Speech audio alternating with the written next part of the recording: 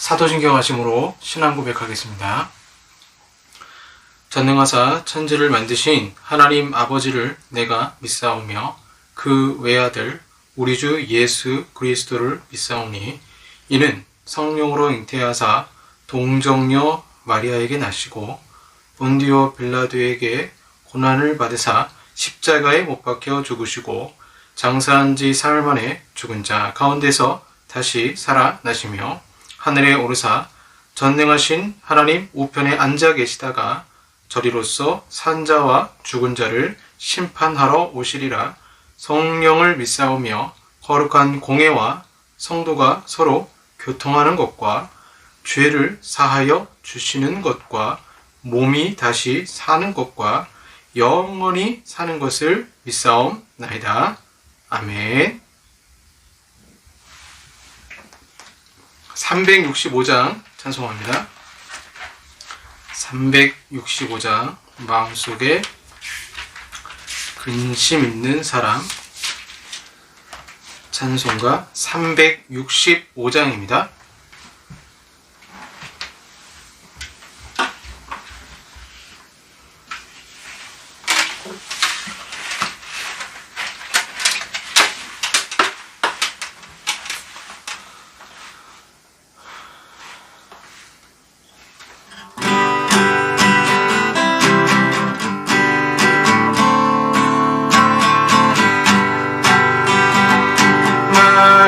속에 근심 있는 사람 주 예수 앞에 다 아뢰어라. 슬픈 마음 있을 때에라도 주 예수께 아뢰라. 주 예수 앞에 다 아뢰어라. 주 우리의 친구리 무엇이나 근심하지 말고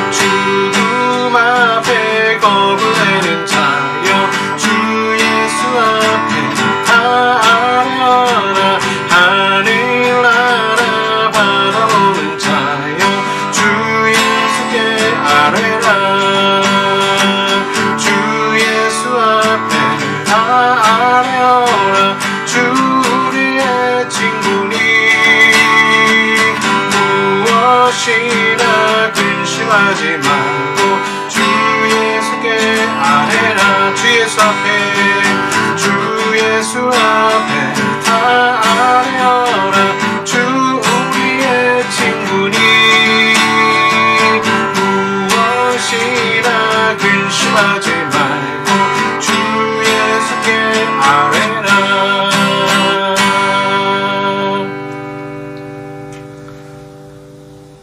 아멘. 기도하겠습니다.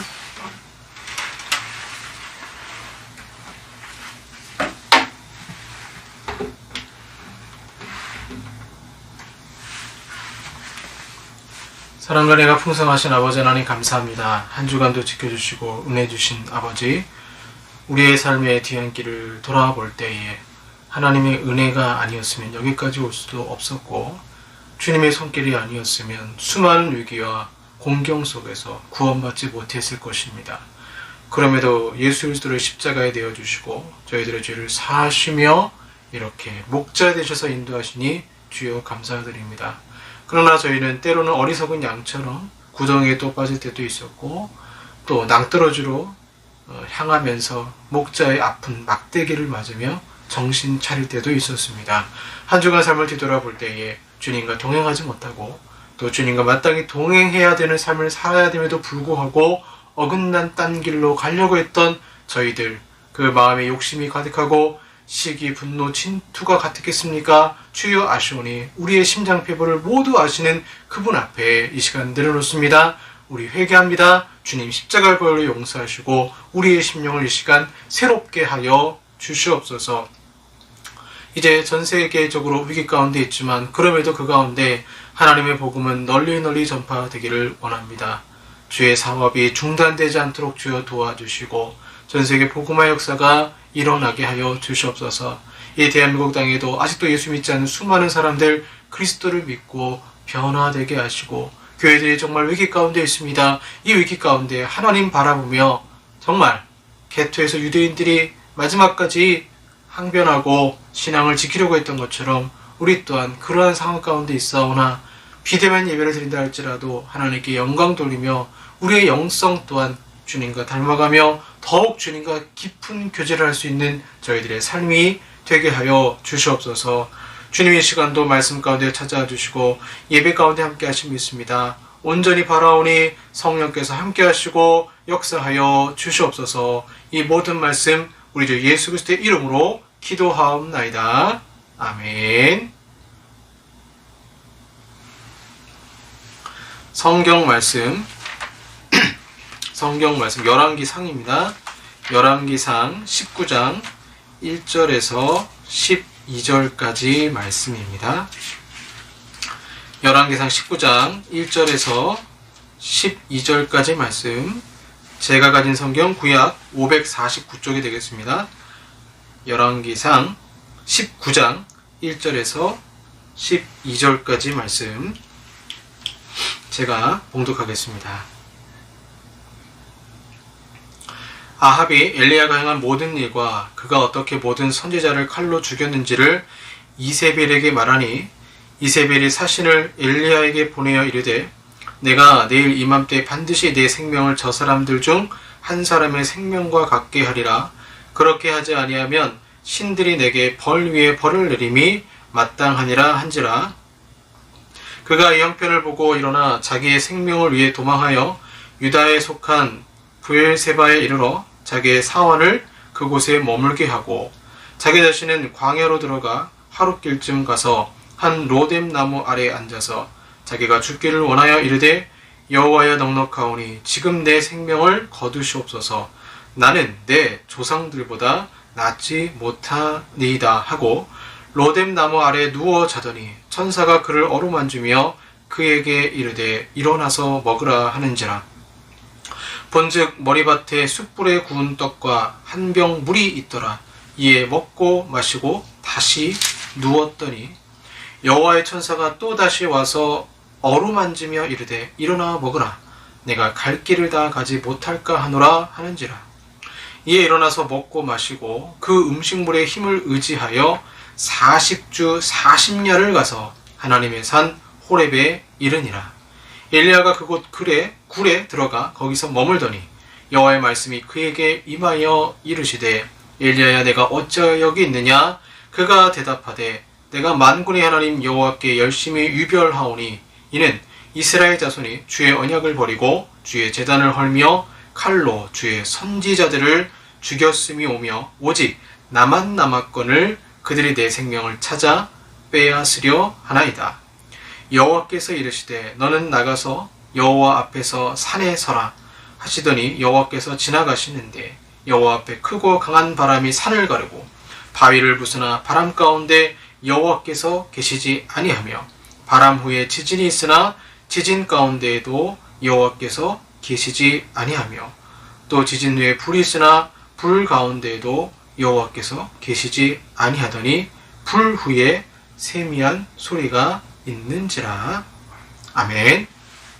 네, 오늘 사랑 시리즈 마지막 재충전에 대해서 말씀을 드리도록 하겠습니다. 저번 주에 우리가 다윗에 대해서 살펴봤죠. 다윗에 대해 살펴봤을 때 다윗이 위기가 있고 고난이 있을 때에 하나님께서 다윗의 우정 친구인 이 사울의 아들 요나단을 보내셔서 특별한 위로로 그의 마음을 위로하시고, 또한 요나단은 그것을 통해서 다윗이 하나님을 힘있게 의지하도록 인도하고, 또한 미래에 대한 불안과 근심과 염려 가운데 있을 때에 하나님의 약속을 왕의 아들인 요나단이 확인을 시켜 줌으로 말미암아 다윗에게 미래에 대한 소망을 주었음을 말씀드렸고, 그 말씀을 통하여서 다윗이 앞으로 다가올 환난과 그런 큰 고난이 있었는데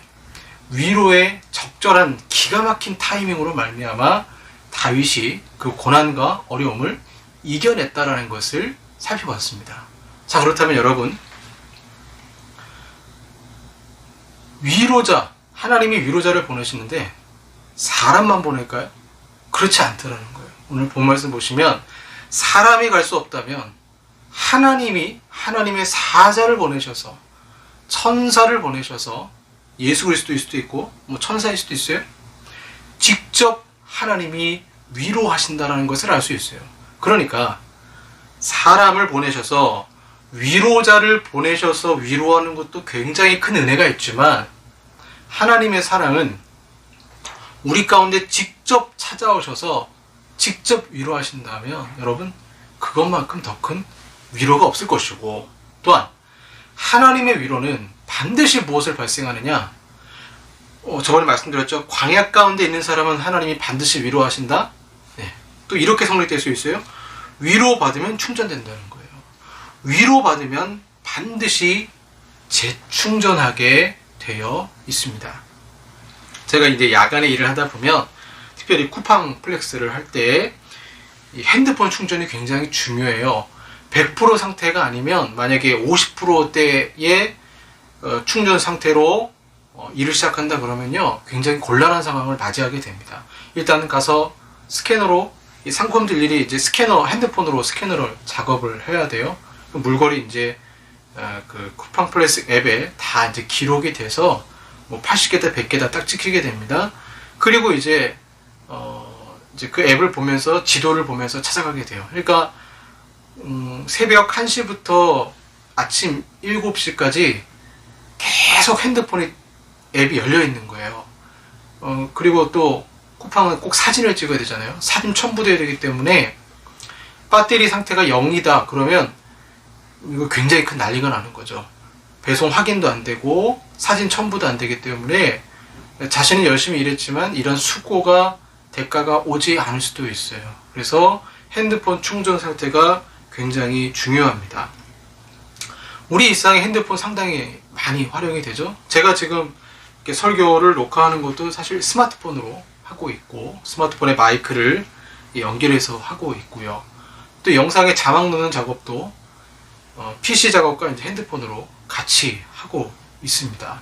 우리 일상에 굉장히, 저는 그래요. 스마트폰이 있기 때문에 어떻게든지 뭐 야간에 일을 하든 또 이렇게 설교 녹화도 하고 여러 가지 일을 감당하게 됩니다. 우리 인간과 너무나 밀접한 상태이기 때문에 이 핸드폰을 보면서 우리의 영적 상태와도 좀 연관을 지을 수 있는 것 같아요. 그것이 뭐냐? 이 배터리 상태입니다. 배터리 상태. 배터리가 100% 성력 충만한 사람, 이렇게 할 수도 있겠죠. 만약에 배터리가 0%다 그러면 이제 영적으로 완전히 탈진된 사람이 될 것입니다. 100%일 때는 뭐 쎄쎄하게 고성능을 발휘하면서 일할 수 있지만, 이제 10%가 되고 20%가 되면 핸드폰 스스로 자체가 초절전 상태가 되어서 고성능 일을 발휘하지 못하게 됩니다. 우리도 마찬가지죠. 영적으로 탈진하게 되면 아무것도 못해요. 육적으로 영적으로 탈진하게 되면 그냥 주저앉고, 오늘 본문에 보시는 엘리야와 같이, 엘리야 같은 경우는 어떻습니까? 로뎀 나무 아래에서 하늘에 불을 내렸던 사람입니다. 저 구름을 보면서 기도했더니 비가 내렸던, 그 이스라엘 지역에 비를 내렸던 사람이에요. 대단한 사람이죠. 물을 갈랐던 사람이에요. 이런 사람이 영적 탈진, 그 상태가 찾아오니까 하루아침에 갑자기 자살하고 싶다, 죽고 싶다, 우울증에 빠져서 어려움을 겪는 것을 보게 됩니다. 그리고 이 핸드폰 충전 상태에서 제가 예전에 이제 중고등부 청년들 수련회 갔다 오면 그 수련회 장소 중에 오지가 있었어요. 오지. 그러니까 우리 한국 안에도 아주 이제 시골이 있죠. 그 시골 안에 들어가면 거긴 정말 핸드폰도 안 터지는 지역이 많았어요. 그럼 그 지역 딱 가면요, 유독 핸드폰이 충전이 배터리 상태가 금방 방전이 된다 그러죠. 방전이 돼요. 왜 그런가 했더니 안테나가 안 뜨는 거예요. 안테나가 안 뜨면 계속 얘가 신호를 잡는데 애를 먹으니까 이제 방전이 되는 거죠. 마찬가지입니다. 우리가 하나님과의 안테나, 하나님과의 교제하는 삶이 없으면 아무리 열심히 일한다 할지라도 그 교제하는 삶이 없으면 사람이 영적으로, 육적으로 방전 상태가 될 수밖에 없습니다. 금방 지칠 수밖에 없는 거죠. 그렇다면 오늘 본문에 엘리야를 통해서 오늘 엘리야가 영적으로 완전 탈진 상태에 이르게 되는데 이 모습을 보면서 어떻게 이 탈진 상태에 있는 사람을 하나님이 위로하셔서 재충전해서 하나님의 사랑으로 다시 일으켜 주시는지를 오늘 말씀을 통해 살펴보겠습니다. 엘리야는 하늘에 불을 내렸던 선지자였습니다. 그리고 그 전장을 보시면 열왕기상 18장, 17장 쭉 읽어보시면 엘리야가 열심히 특심했던 사람이고요. 하늘에서 불을 내렸던 사람이고, 이제 누가 참신이냐 대결을 하죠. 그 대결하는 가운데 바알 선지자 450명, 아세라 선지자 400명, 도합 850대 1로 엘리야는 이들을 물리쳤습니다.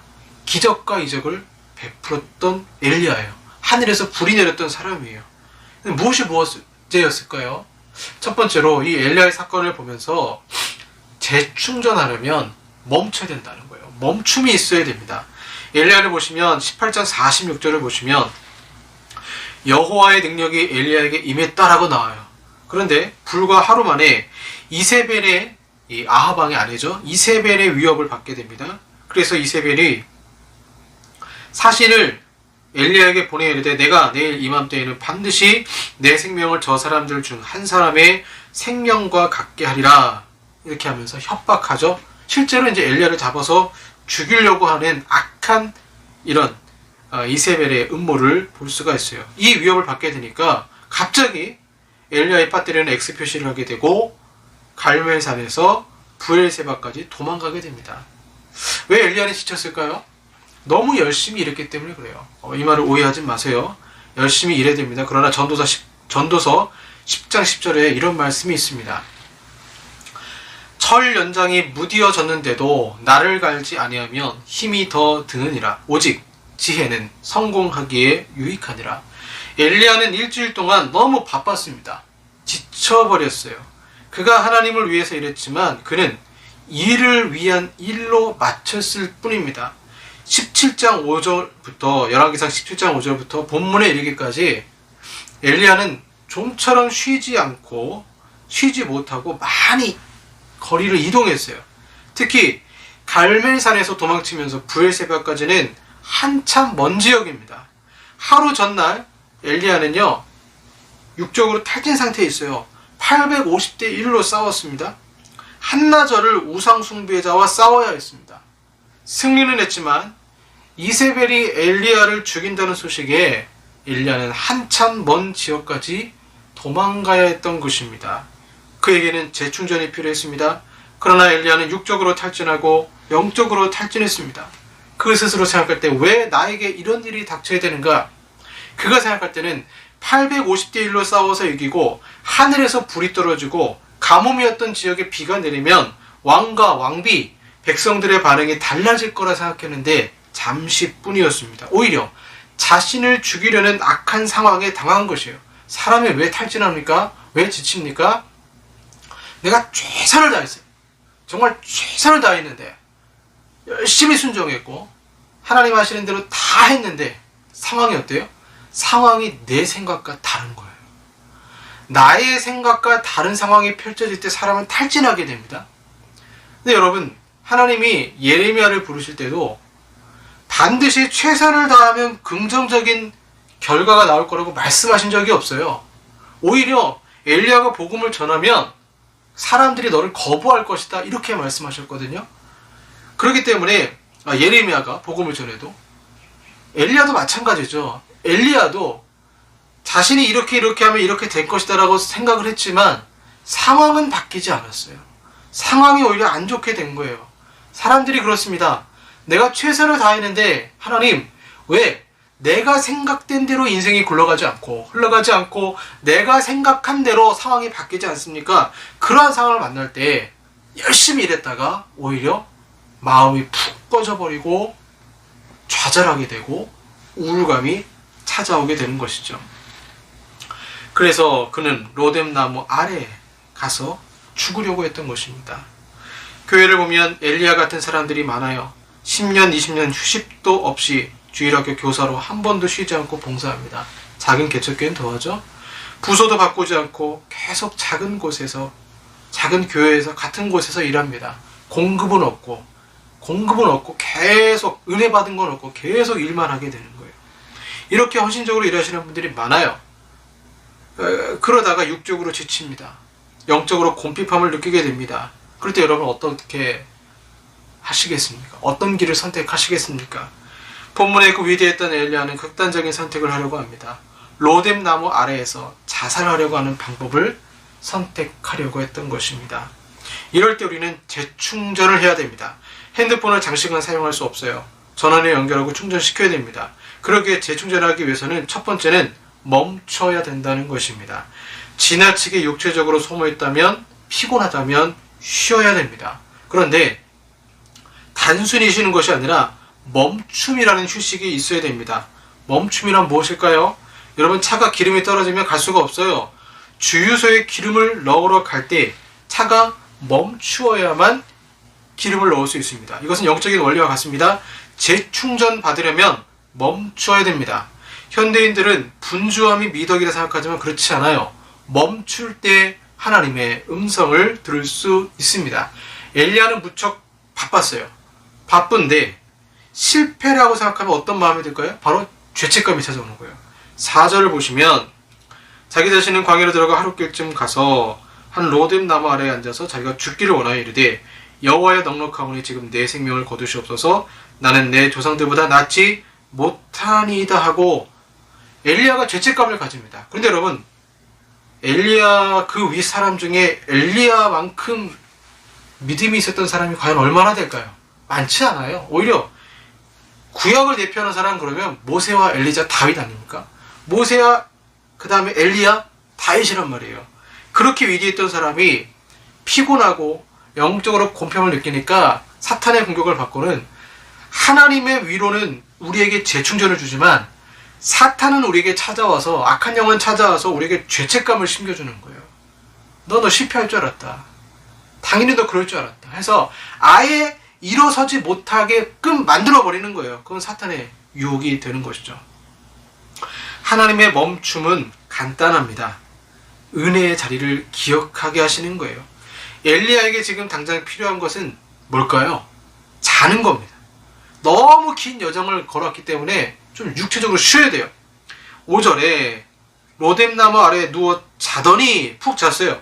그래서 어떻게 합니까? 천사가 그를 어루만지며, 깊이 잠들다가 잘못하면 죽을 수도 있죠. 깨우는 거예요. 그리고는 숯불에 구운 떡과 한 병 물을 이제 주게 됩니다. 먹으라는 거예요. 왜 하나님은 엘리야에게 천사를 보내셔서 물과 떡을 먹으셨을까요? 앞에 나오지만 비슷한 장면이 있어요. 그릿 신학가에서 열왕기상 17장 6절을 보시면 하나님이 꽈마귀를 보내셔서 엘리야를 먹이는 장면이 나옵니다. 무려 3년 6개월 동안 비가 내리지 않으시겠다라고 저주를 내리셨지만 엘리야는 특별한 은혜를 받았어요. 까마귀가 먹을 것을 갖고 오는 거예요. 엘리야에게 그릿 시내가는 은혜 받은 장소요, 하나님과 깊은 교제가 있었던 장소입니다. 하나님의 멈춤 훈련은 이 먹을 것을 주심으로 말미암아, 그때도 하나님이 나에게 은혜를 주셨지 하는 은혜를 기억하라는 거예요. 우리는 너무나 어리석어서 점점 율법적으로 변해갑니다. 교사, 찬양대, 찬양팀, 주방봉사 여러 가지 일이 율법적으로 다가옵니다. 하나님의 일도 율법적으로 다가옵니다. 하기 싫은데 억지로 할 때가 있습니다. 너무 많은 일에 지칠 때가 있어요. 그때 일을 멈추라는 것이 아니에요. 왜 나는 이 일들을 율법적으로 하고 있는지, 왜 엘리야는 자신의 사역을 실패로 간주하고 죄책감에 시달리는지 생각해 보라는 것입니다. 천사를 보내셔서 엘리야를 어루만지시듯 주님은 일에 지친 사람들을 정죄하시지 않습니다. 사랑으로 어루만지시고 내가 많이 수고하였구나, 지쳤구나, 먹을 것, 물 또한 물을 주시면서 이는 말씀과 성령을 보내셔서 우리가 다시 힘을 낼 수 있도록 인도하시는 것입니다. 여러분, 엘리야처럼 우리도 여백의 장소가 필요합니다. 잠시 멈추어서 생각해야 합니다. 바쁠수록 멈춰야 됩니다. 실천 방법 여러 가지가 있죠. 운전하기 전에 5분 동안 묵상을 해보세요. 아침에 일어나서 큐티를 해보세요. 설거지를 하면서 하나님 생각을 해보세요. 직장에 출근을 할 때에 지하철에서 눈을 감고 기도해 보시기 바랍니다. 그렇게 삶의 짧은 순간마다 멈춤 훈련을 하시길 바랍니다. 그러면 정죄하고 죄책감을 주는 하나님이 아니에요.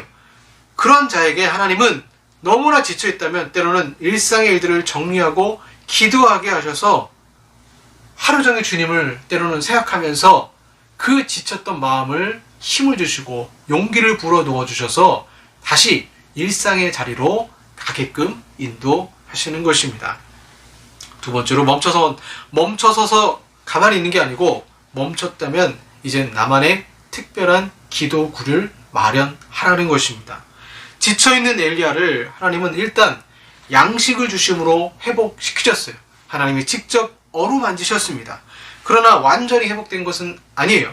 엘리야가 완전히 회복되도록 하나님은 그를 특별한 장소로 인도하셨습니다. 바로 하나님의 산 호렙산입니다. 이 호렙산은 다른 말로 신의 산으로 모세가 십계명을 받은 곳이고 또 모세가 하나님을 만난 곳이기도 합니다. 엘리야는 정말 대단한 사람이에요. 하늘에서 불을 내렸고 비를 내린 사람입니다. 그런데 제가 성경을 쭉 읽으면서 엘리야가 사역하면서 함정에 빠져 있다는 것을 보게 돼요. 그것은 뭐냐? 너무 사역에만 치중했다라는 거예요. 이 말씀을 잘 이해하시기 바랍니다. 왜 교회 성도들이 봉사하다가 낙심하고 지칠까요? 왜 신앙생활하다가 지칠까요? 교사 일하면서 찬양들 헌신하면서 기도도 합니다. 그런데 왜 지칠까요? 엘리야는 너무 능력만 받아서 그런지 균형을 잃어버리고 말았습니다.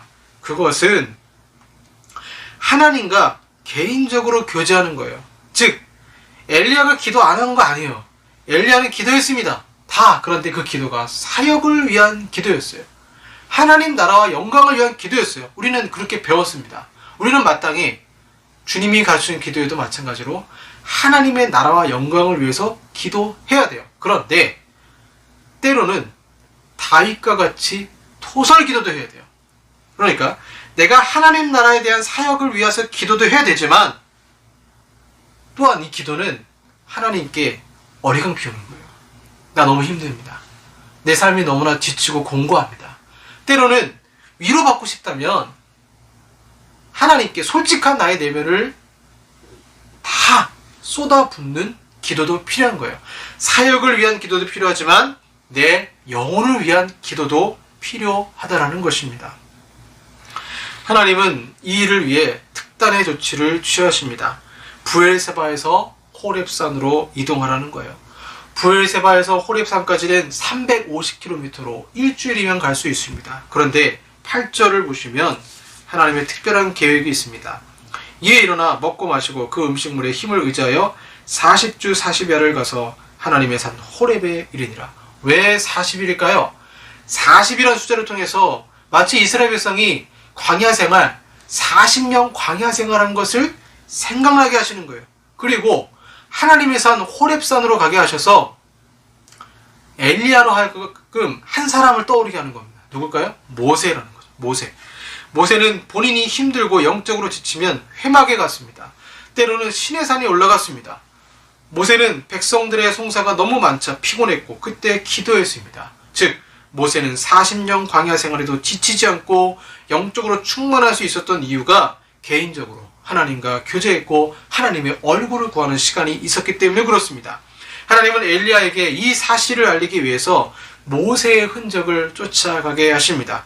엘리야는 40일을 광야 생활하면서 모세가 아마 생각났을 거예요. 모세가 하나님을 만났던 장소 호렙산, 더군다나 엘리야가 9절에 그곳 굴에 들어가 이렇게 나와요. 그곳 굴에 들어가. 이 정관사가 들어갔죠.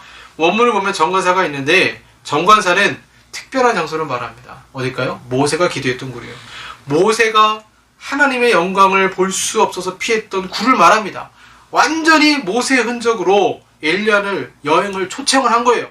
그렇습니다. 모세가 많은 봉사와 일로 지쳐도 재충전했던 장소는 회막이었고 이 굴이었던 곳입니다. 여러분, 본인이 지쳤고 영적 회복이 필요하다고 생각하시면 자기만의 기도굴이 있어야 합니다. 하나님의 산 호렙산처럼 내가 주님을 만날 수 있는, 교제할 수 있는 나만의 장소가 있어야 된다라는 것입니다. 주님은 은밀한 곳에서 은밀히 만나 주신다 했습니다. 너무 능력 좋아하지 마세요. 성령의 은혜 받아서 능력 받는 것도 좋지만 더 중요한 것은 하나님과 교제하는 것입니다. 우선순위를 놓쳐버리고 지쳐버린 엘리야에게, 그리고 하나님의 일은 본인 능력이 아니라 하나님이 하신다라는 것을, 이 겸손을 가르치시기 위해 하나님은 기도의 굴로 엘리야를 초청하셨고 지친 우리도 하나님이 초청하시는 거죠. 많은 분들이 핸드폰 배터리가 방전되는 것처럼 그런 상태에 있습니다. 코로나19 더 그런 것 같아요. 재충전은 아무래도 기도가 제일 중요합니다. 엘리야가 그 굴에서 뭐 했겠습니까? 기도했습니다. 그리고 그곳에서 드디어 하나님을 만난 것입니다. 그래서 세 번째로, 재충전하려면 침묵을 해야 됩니다. 침묵. 멈췄어요. 기도했습니다. 그 다음 뭘까요? 기도하고 난 후에 침묵이 있어야 돼요. 침묵을 어렵게 느낄 수 있어요. 왜냐하면 우리는 침묵 훈련이 잘 안 되어 있습니다. 그러나 하나님 우리에게 침묵하라고 하실 때가 있습니다.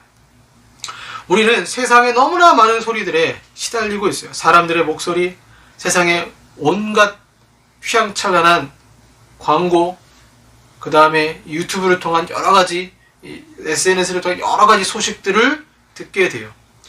그것을 끊고 침묵하고 세상을 향해서 귀를 쫑긋하는 게 아니라, 세상을 향한 소리가 아니라 나의 내면에 하나님께서 말씀하시는 소리를 듣는 게 침묵 훈련이 되는 거죠.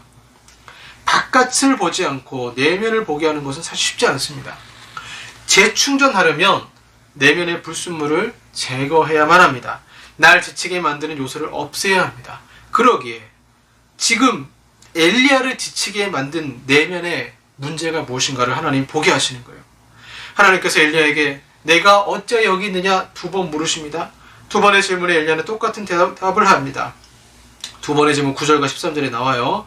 2번의 질문에 엘리야는 하나님을 위하여 열심히 특심한데 이스라엘 자손이 언약을 버리고 선지자들을 죽이고 오직 자기만 남았다, 이렇게 말을 합니다. 그러니까 엘리야가 지금 병들었던 심리적 상태는 한마디로 염려였습니다. 염려.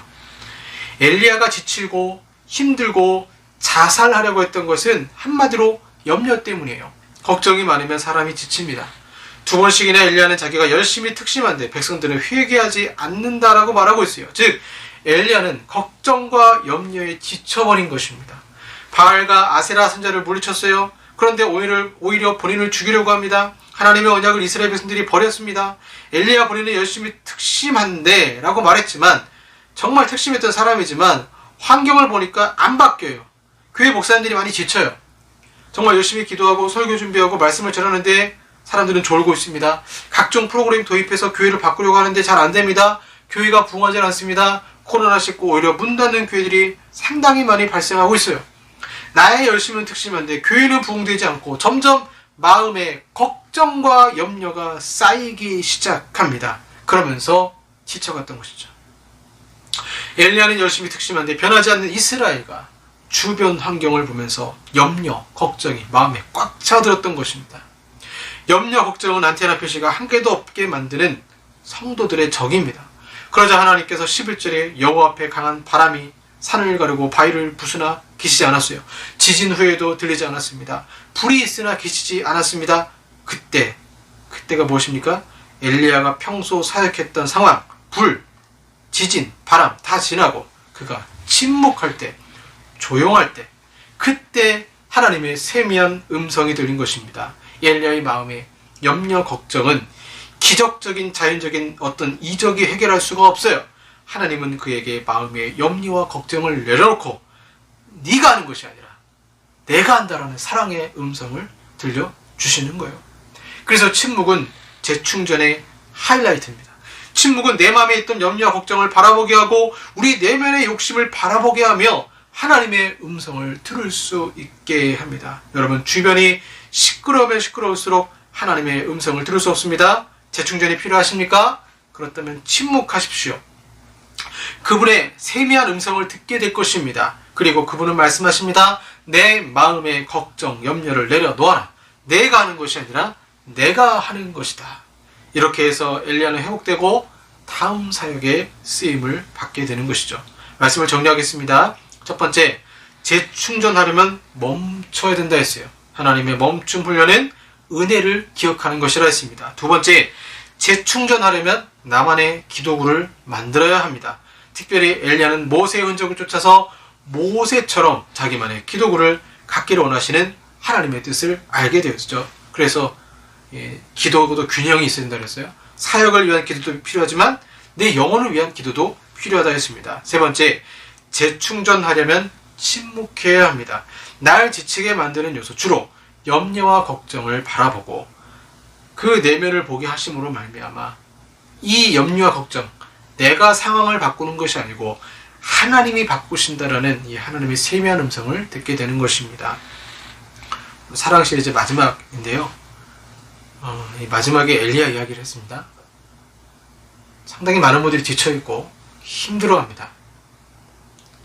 그때 하나님이 우리에게 주신 최고의 은혜의 수단은 기도입니다.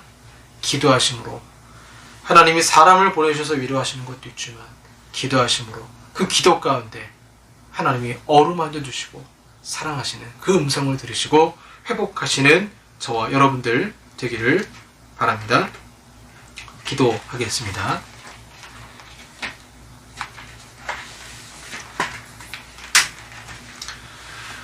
하나님 아버지, 감사합니다. 지쳐 있습니다. 쓰러져 있을 때가 있습니다.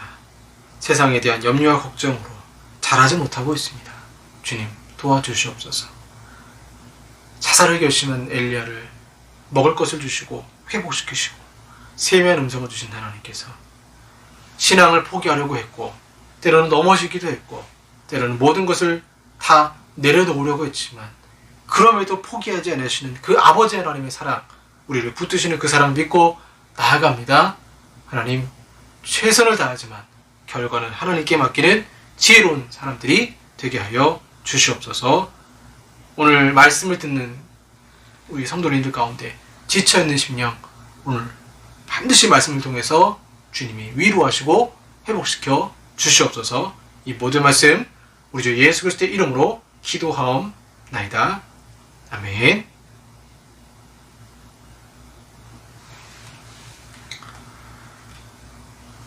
그럼에도 불구하고 헌금 찬양하겠습니다. 마음속에 어려움이 있을 때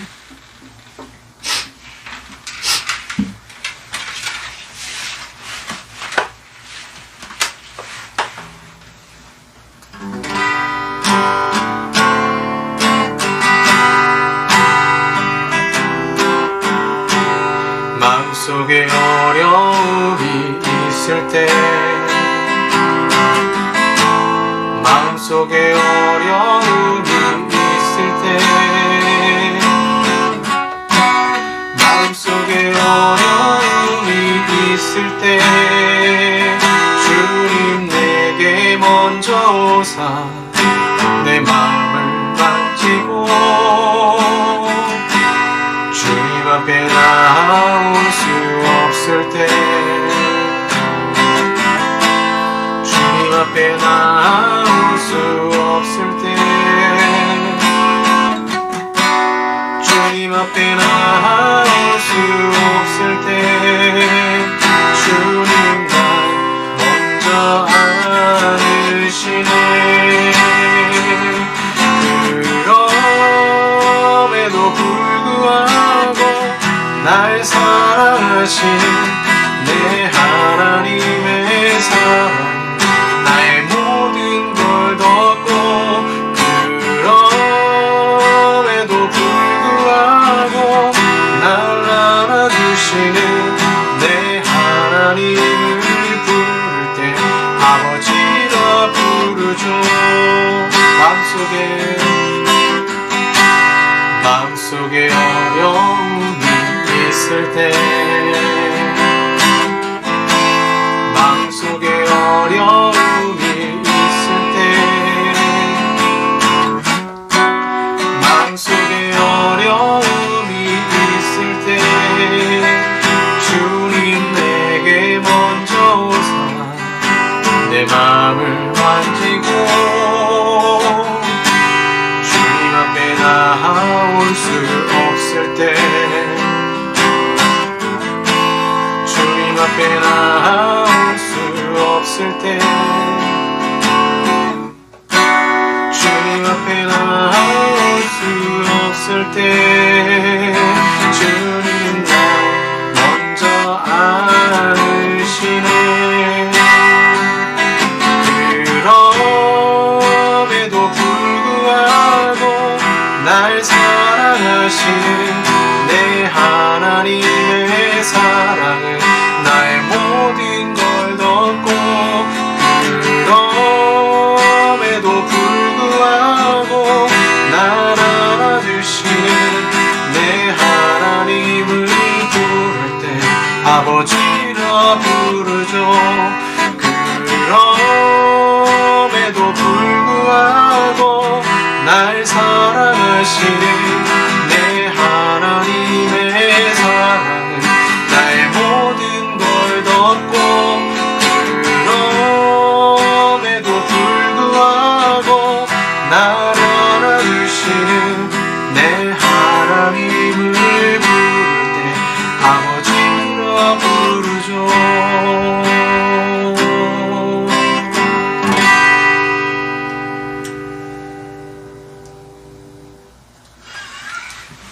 기도하고 축도로 예배 마치겠습니다.